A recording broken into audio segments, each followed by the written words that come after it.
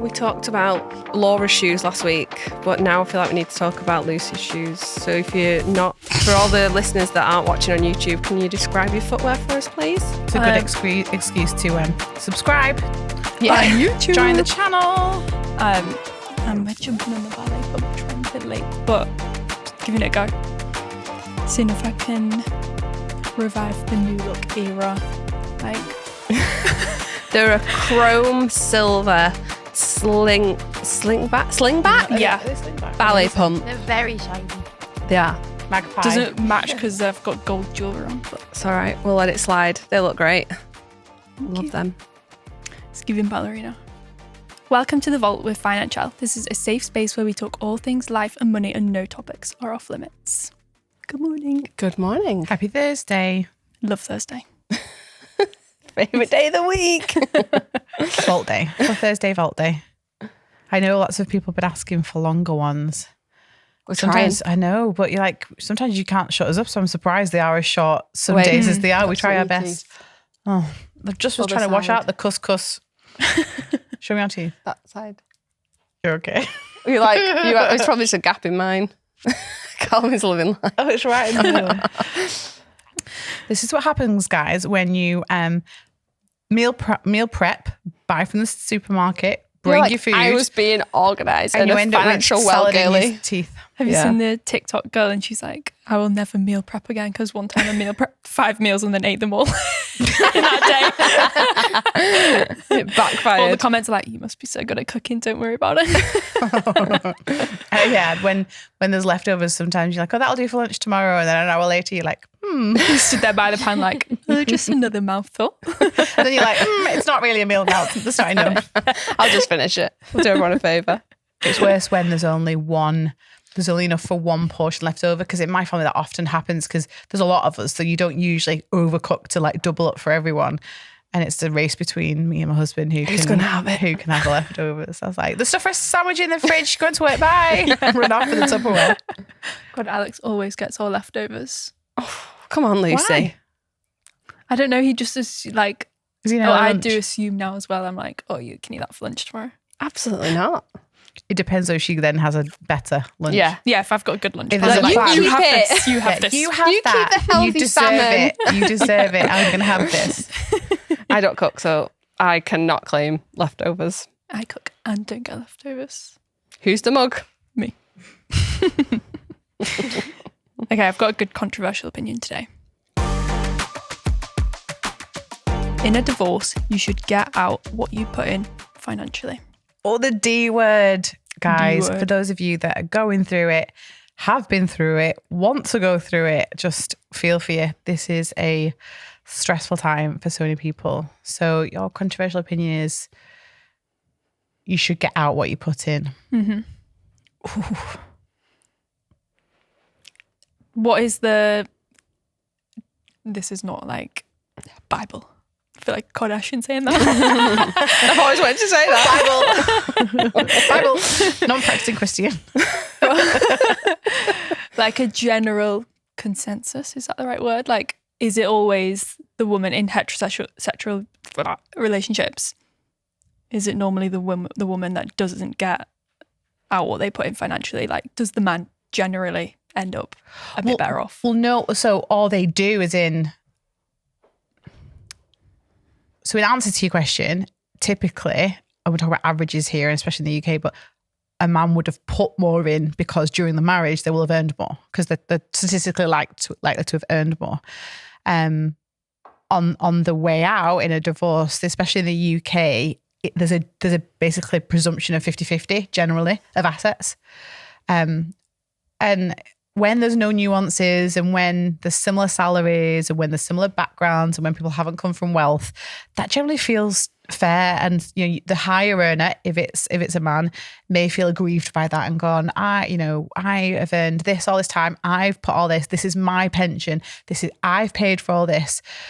And there's just been historically such a lack of regard for the lower earner, that's typically the woman, who firstly, like, you know, you're a team, you've joined together and you're doing things together, but you don't just contribute money to a relationship, you contribute time, you contribute childcare, you contribute life admin, you contribute around the home, and you're a partnership. And so like the law takes a 50-50 in the UK, and then there's loads of nuances. Like, did you have any separate agreements? How long were you together? Like what differences were made at the point that you get divorced? Are there children that you're still caring for? Where are they going to be cared for?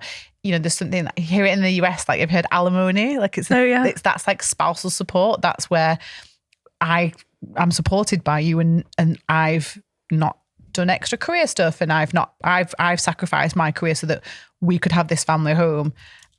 You have to continue supporting me because that's what we did during the marriage. So the law looks at it 50-50, but then loads of nuances. But I think there's a big it depends argument.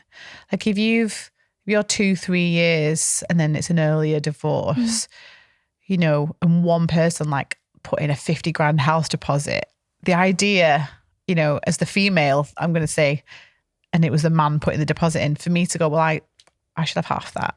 There's something in me that goes, if I wouldn't feel aggrieved if I didn't. It's if I'd sacrificed over years. Yeah, I think then it's you go, always, hang on a minute. It's always the horror stories of people that have had children. They've given up their career. They've taken lower paid jobs so they can have flexibility in picking the kids up, so the partner can focus on the career with them being the main breadwinner, and that person's gone on to be able to invest and contribute to a pension, get the government benefit of contributing to a pension, and they're employed. Like, there's so many benefits to not being the stay-at-home person that I don't think many people realise until it comes to this situation where you go, hang on a minute, like we were a team and we were supposed to do this together, and I sacrificed, and I and all the other person can see is very much blinkers on going, but that's my money and that's my pension. Don't touch my pension. Oh, we were a partnership until we weren't. Like it was all well and good when you were able to do, you know, live out your career and your career aspirations and whatnot, but until the tables turn and the marriage breaks down, it's now we're not. It's very difficult. It's so difficult, and you tend to see it, especially when you're older and getting divorced. And what I mean by older is, you know, 50 plus, when you still have a really good working career ahead of you, but not loads. And, you know, it's hard in the workforce at a certain age. We've heard about that loads in the news about if you lose a job or you want to change jobs later, you know, you feel like you've got to catch up. You feel like you're left behind. You feel like, how am I going to get back? And, you know, I used to earn this, but I've taken all this time out. And it's really tough. So to suddenly become self-sustaining, you know, you've been part of a household that might have had like a 75-25 split in income, right? You suddenly have to go to this 50-50 expenses where you need to run a house. You need to pay all the bills. You need to be able to think about retirement. And that's where it should be evened up. It really should be looked at. And the courts are quite good at that. We've seen there's many more amicable arrangements happen nowadays. The no-fault divorce really helped. But the big thing there's two things that, what would you say to someone who's not getting divorced, but who could be in that situation where they are not the breadwinner, they don't contribute as much, they may have taken time out, and if you were to separate tomorrow, what would happen? There's two things that are important.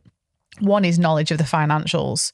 So don't be afraid of asking your partner how much. If you don't know, sit down and do a net worth together.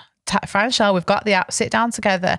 You're taking control of the money. You probably are managing the household money, because typically if you're the lower earner, you have more time on your hands to, like, you know, the lower earner and you're part-time, you're probably running the house budget. You might say, like, I want to know what goals we're hitting. I want to be involved. I want to understand. We've had some awful situations of people passing away and suddenly you're like, oh my God, where is everything?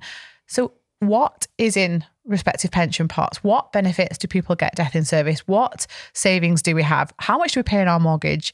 You know, come at it as a team, because first then you've got knowledge, because the other thing is, in a divorce, sometimes people aren't as honest about what they do and don't have. So knowledge is king here, because you're starting from a position of strength should something go wrong, or should you want to leave as well, because it's not always that, you know, you've been told that it's over. And then the second point then is, when you are financially well, because the vast majority of us are not going to be super wealthy, but hopefully we're not going to be struggling. So if you're somewhere in the middle where you're comfortable, and that's where we'd all love to be, where we have, you know, no mortgage or a little mortgage, we have okay pensions, we have savings, we can just enjoy the rest of our life. And the more money you have as a couple, the more money is to split.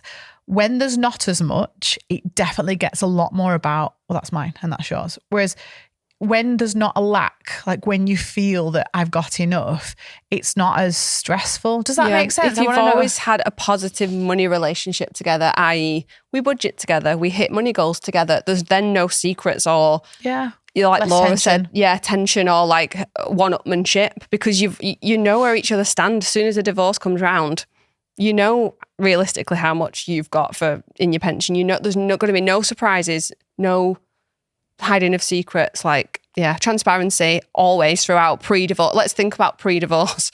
Many of us hopefully won't get divorced, but you can do things in your marriage that will ease that burden should that ever happen. And it's good practice anyway.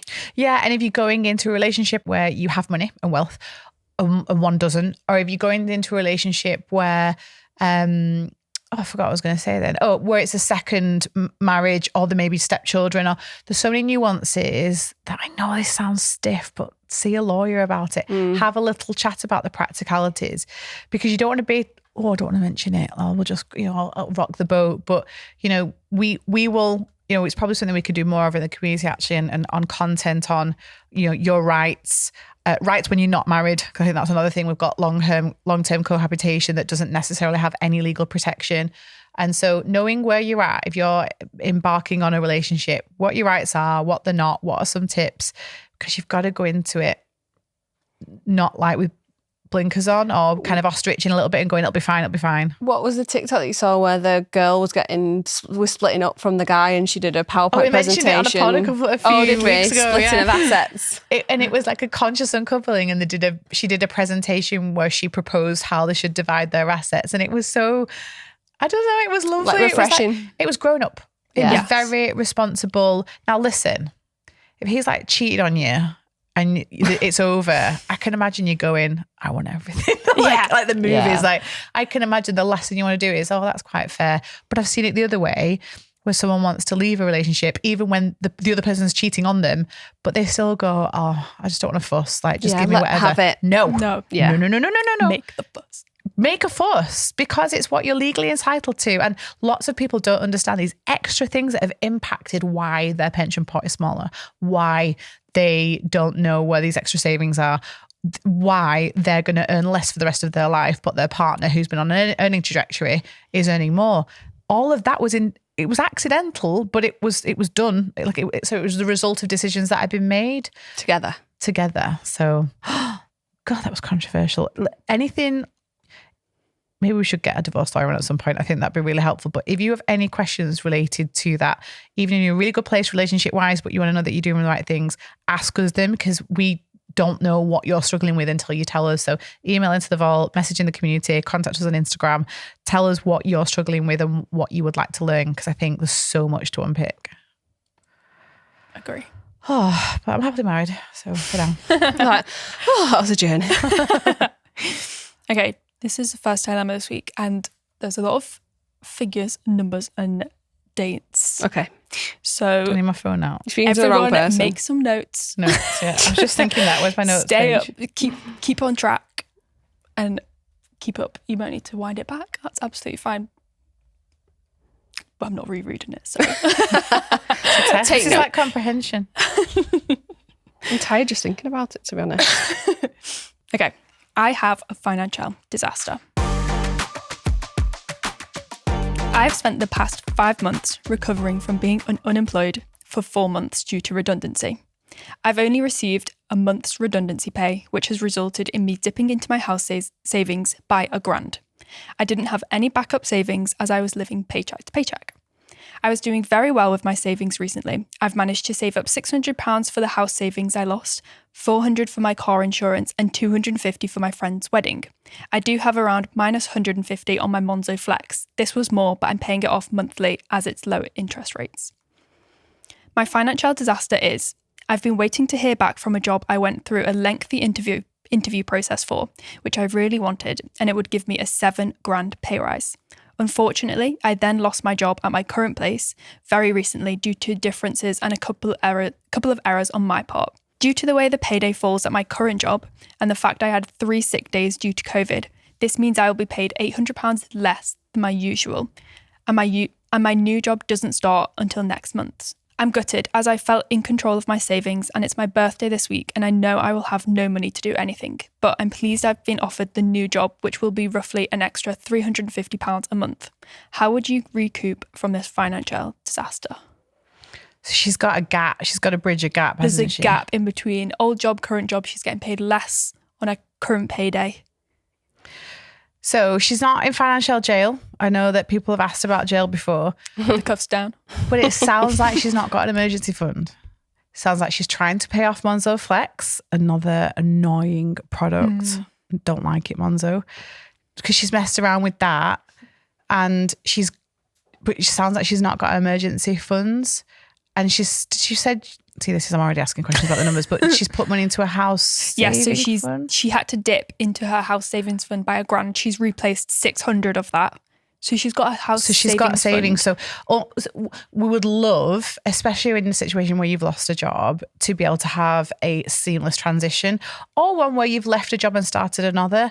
It's really hard to coordinate an end date and a start date. Lots of people find themselves in a situation where there's a gap, and this is where emergency savings are. So for me, it feels like she's got two options. One of them is you use your savings for it. You have to work out, budget as you would normally and work out what the shortfall is. Take that from your savings, but take it as a lump sum like you're paying yourself. Put it in the budget and just kind of suck it up for a month, because you may find you could pull back. You might be able to be tighter. You said about your birthday. It's a shame that you can't do stuff for your birthday, but I don't like, it's also, don't overthink it. It's just your birthday. You don't need to buy something, or you could do something that's free. You could spend time with people. People might take you out for a nice drink or a cup of coffee and a cake. In fact, our local garden centre gives you a free cake on your birthday. That's quite good. Yeah, get all the birthday deals. Yeah, get a free Greg's sausage roll or something. I think you get Krispy Kreme donuts as well, don't you? So to that point, I think that she just needs to plug that gap either with savings, or you're going to have to find money from somewhere else. And so is there anything you can do this month, which is your Facebook marketplaces? Do you want to pick up some extra work? Some of these like gig economy stuff, like delivery driver, taxi, the stuff now that some people can do to make £200-400 in a month that you couldn't do before as easily. That's the lesser option. If you don't have to do that, I think for 1 month, I would suck it up and do the savings. But this is a really healthy reminder of what an emergency fund is for. Next time, when now she's got the job, which is really cool, because she might have not got that job, by the way. Like that was a big risk, have worked out, and then you would have suddenly been like, okay, I need to start interviewing again. But she's going to end up because she's got an increased pay. I would rename your house savings emergency funds and start from the beginning literally again. Rename it. Literally. Yeah. Like you can't save for a house right now. You can't get to the end of the month with anything left over. You are in £150 in debt here. You're trying to make a shortfall up here. You can be saving for a house at the same time, but the math isn't mathing. I would rename your house savings emergency fund and then start from the beginning when you get your £7,000 pay rise.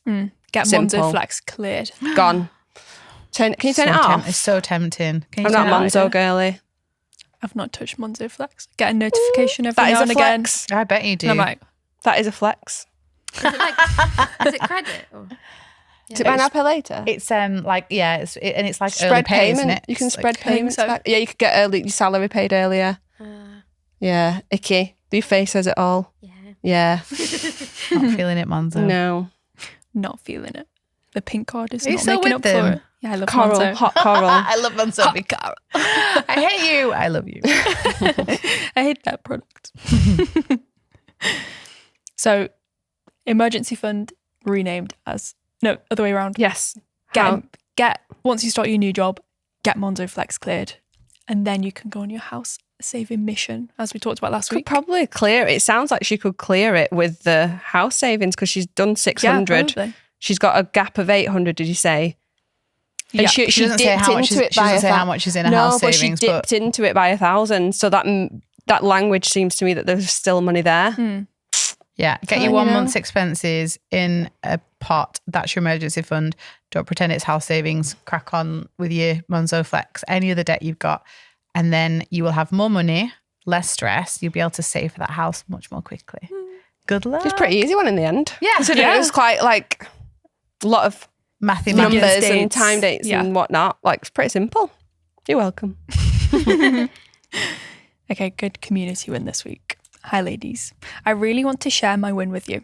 I knew sinking funds save lives, but now I've lived it, I really get it. I started Financielle around last October, and it took me a little while to get my head around sinking funds, but I decided to give them a go.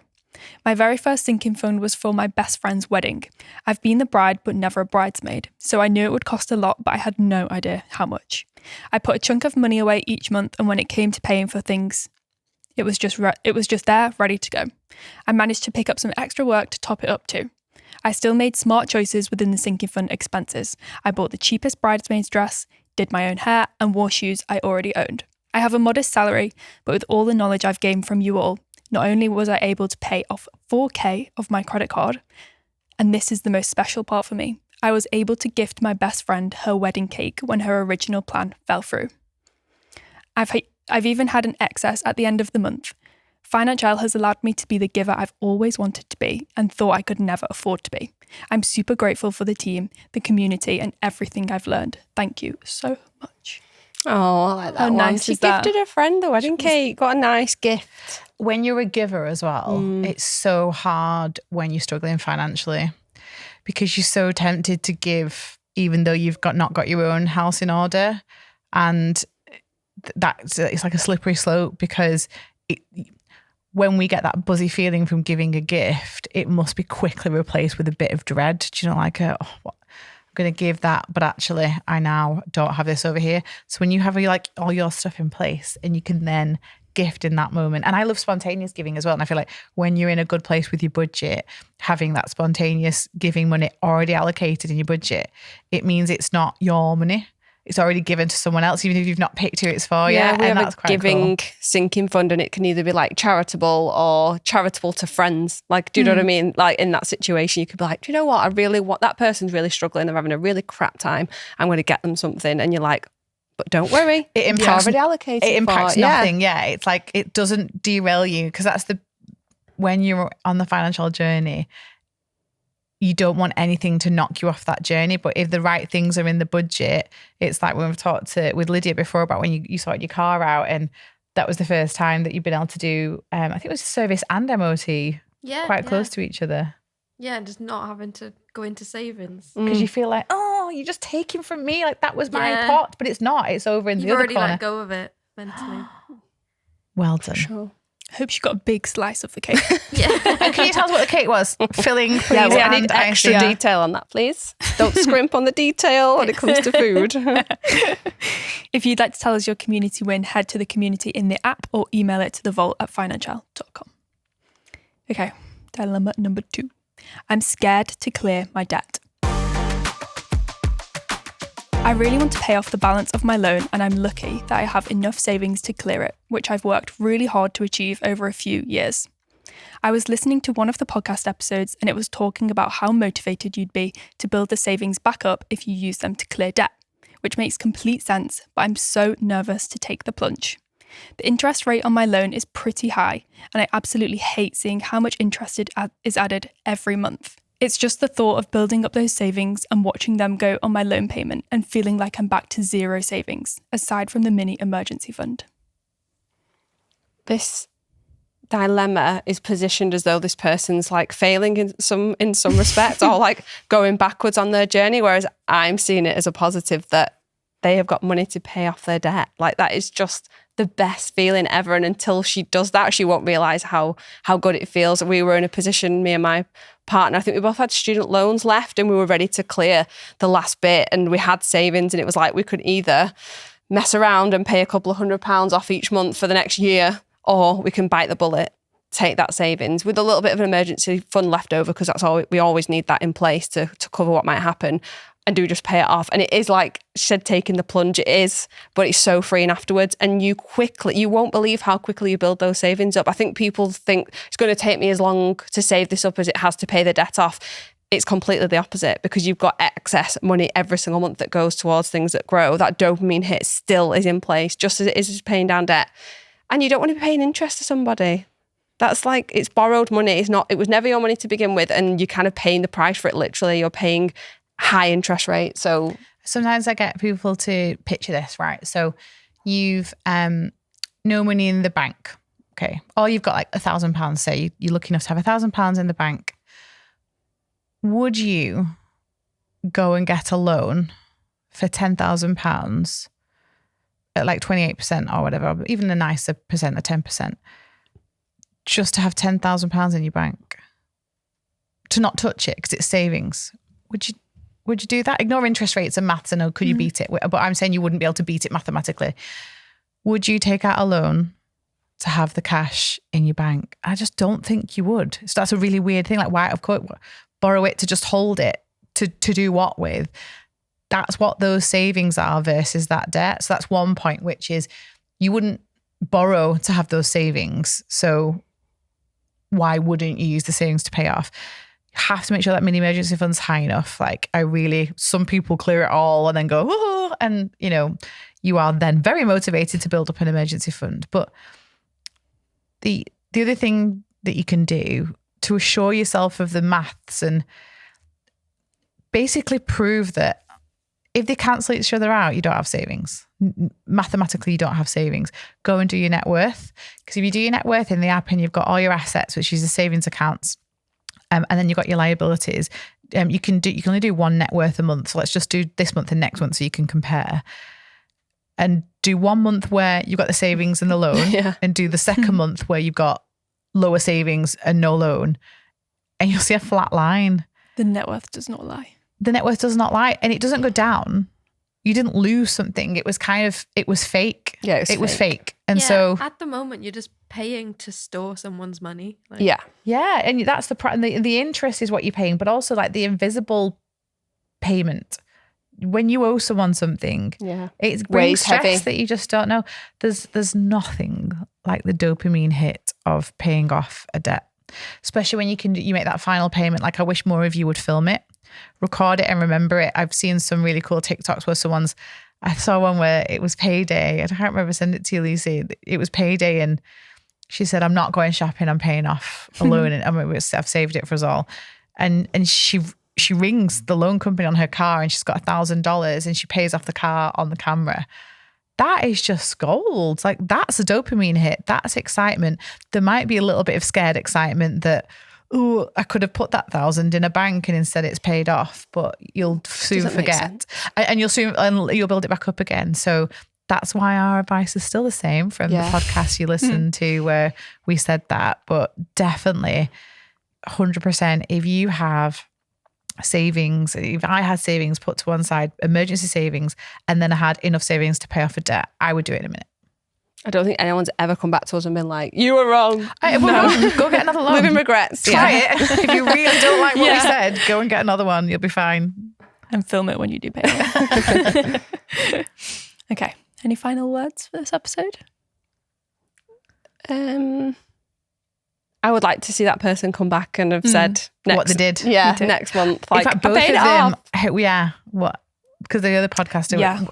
The other dilemma was from a few weeks ago. Did you use the savings? Was it the worst thing in the world? No, I think there'll be no regrets on that. What would you say to someone else? Yeah, let's get the previous listener to advise on the dilemma. Yeah. Okay, that's all for this episode. The vault is now closed. And a personal plea from myself. Please, please, please. All right, Sabrina Carpenter.